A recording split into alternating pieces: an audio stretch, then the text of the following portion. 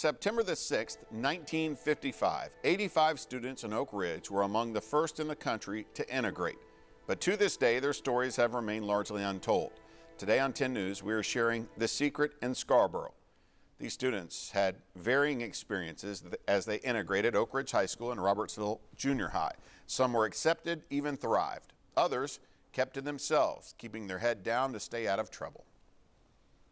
9th grade through 12th grade, where I may have had another black person in one of my classes for the whole 4 years I was there. Yeah, I thought I could do anything anybody else could. And while the Oak Ridge 85 made this historic move more than 6 decades ago, their stories were largely silenced. Like the atomic bomb, it was another secret kept hidden inside the secret city.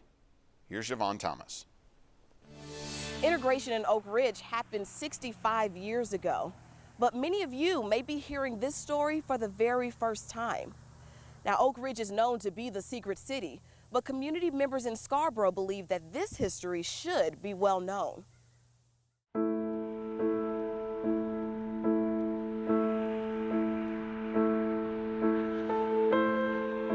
It's a hidden story. History is history, and it was just unfortunate that it had not been told as it should have been told. We kept pushing and knocking because we asked the same questions. Why does nobody know this? Why is this such a secret? Well, I think there were a couple of factors that were involved.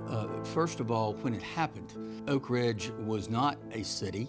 It was a community that was created and controlled by the federal government during the Manhattan Project. But there was some confusion about, well, is it a school? Is it a public school? Is it not?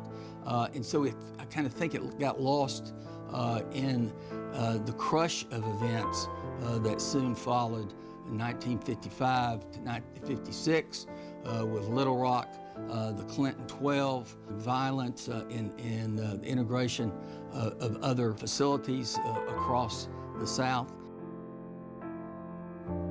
I think part of it was the culture of Oak Ridge in the secret city, because the culture was in the 40s, in the 50s, and in the 60s, you just didn't talk about Oak Ridge. I think that might be a reason, but as time goes on, the doors of Oak Ridge were open. It would have been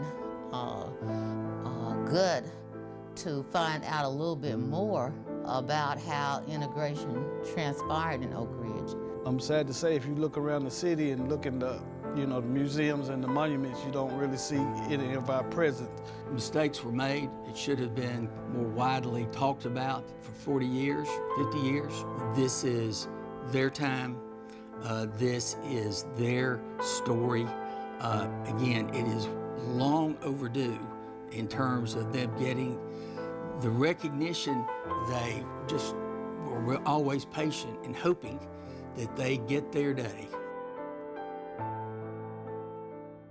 Telling history is preserving history.